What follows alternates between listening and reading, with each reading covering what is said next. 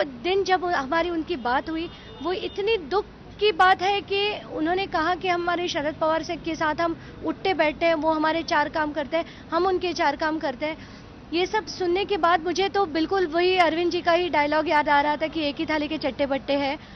सचमुच ऐसे लगता है ये पॉलिटिक्स इतनी गंदी लेवल तक अब पहुंच चुका है कि जब तक हमारे जैसे लोग खुलकर नहीं बोलते कि हाँ वो नितिन गडकरी थे, तब तक यहाँ कुछ नहीं होने वाला।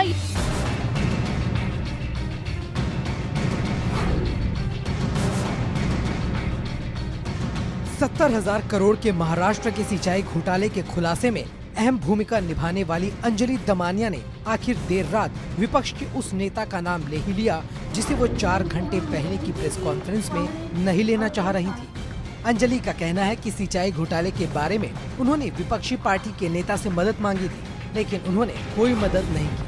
अंजलि दमानिया एक RTI कार्यकर्ता है जो अरविंद केजरीवाल के संगठन इंडिया अगेंस्ट करप्शन से जुड़ी हुई है। अंजलि के मुताबिक उनके पिता RSS से जुड़े थे। तो आप गडकरी जी के पास गई थी? वो यहाँ थे नहीं। आप सीधे गडकरी जी का नाम ले लीजिए। नहीं, आप मुझे बताएं ना, उन्होंने कोई स्टेटमेंट किया या उन्होंने देने से इनकार किया, ये आप मुझे बताएं। नहीं, वो यहाँ थे नहीं तो हम नहीं गए, हम मुंबई का बंद थे। लेकिन क्या ये हिंट है फिर एक? आप जो समझना चाहते हो, आप बहुत समझदार लोग हो, हिंट ही काफी है, बाकी आप समझ ले। प्रेस कॉन्फ्रेंस में अंजलि ने सीधे गडकरी पर आरोप भले ही नहीं लगाया था, लेकिन बीजेपी अध्यक्ष नितिन गडकरी ने साफ कह दिया था कि वो किसी अंजलि दमानिया को जानते ही नहीं। मैं इस बात को बहुत प्रामाणिकता से कहना चाहूंगा कि इंडिया अगेंस्ट करप्शन के किसी भी सक्रिय कार्यकर्ता या नेता से हमारे राष्ट्रीय अध्यक्ष जी की कोई मुलाकात नहीं हुई है जिसमें उन्होंने इस बात का संकेत दिया है कि हम महाराष्ट्र के सिंचाई के घोटाले को उठाने में सहयोग नहीं करेंगे। ये बिल्कुल बेबुनियाद है। भाजपा के लोग, हमारे सारे प्रदेश के पदाधिकारी, हमारे महाराष्ट्र के राष्ट्रीय पदाधिकारी वहां की सरकार के कुशासन और भ्रष्टाचार को एक्सपोज करने में हमेशा आगे रहे हैं और जिन्होंने भी इंडिया अगेंस्ट करप्शन से ऐसी बातें की हैं उसका हम पूरा प्रतिकार करते हैं। It is utterly baseless.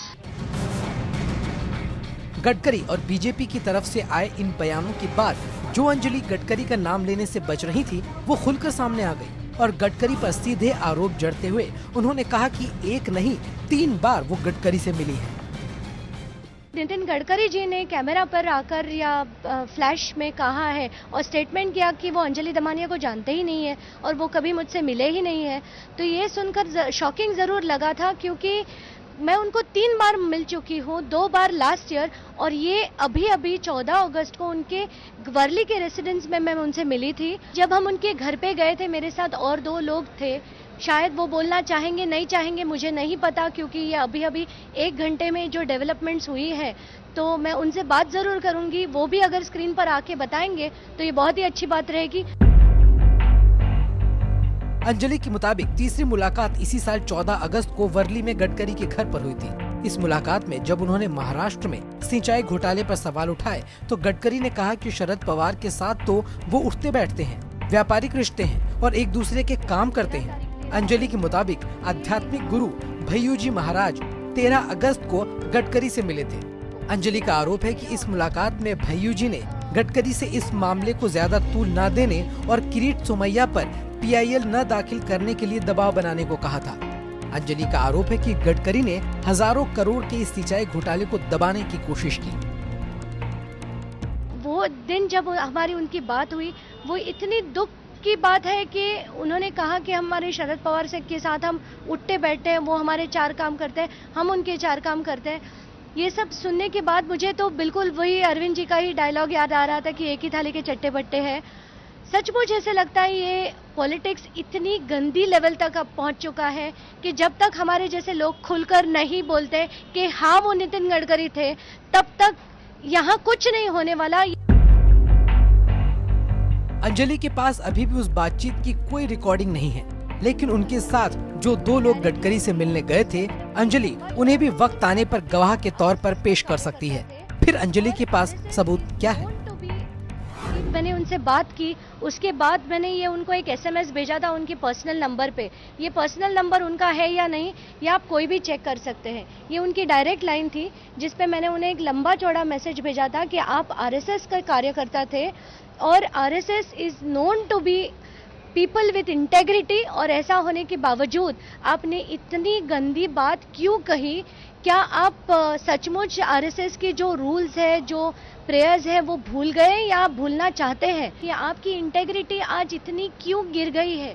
आप क्यों इतने बदल गए हो? आप देश के पॉलिटिशियन हो तो आप बिजनेसेस क्यों कर रहे हो, और वो भी NCP के साथ? सीट शेयरिंग आप बोल रहे हो, वो भी NCP के साथ, जो फार्मर्स को लूटते हैं। आपकी गैरत आपको ये परमिशन कैसे देती है? अंजलि सबूत के तौर पर जो SMS दिखा रही हैं, अब बीजेपी को इस पर भी सफाई देनी होगी। क्या जो नंबर अंजलि बता रही हैं, वो सचमुच गडकरी का नंबर है? अगर नंबर गडकरी का ही है तो क्या उन्हें अंजलि के सवालों का SMS मिला था? अगर मुलाकात हुई ही नहीं थी तो इस तरह का SMS मिलने पर गडकरी की ओर से जानने की कोशिश क्यों नहीं की गई कि आखिर ये सवाल उन पर क्यों उठाए जा रहे हैं? क्या ये जानने की कोशिश की गई कि SMS भेजने वाला आखिर कौन है? तब नहीं तो अब गडकरी को इन सवालों का जवाब देना ही होगा।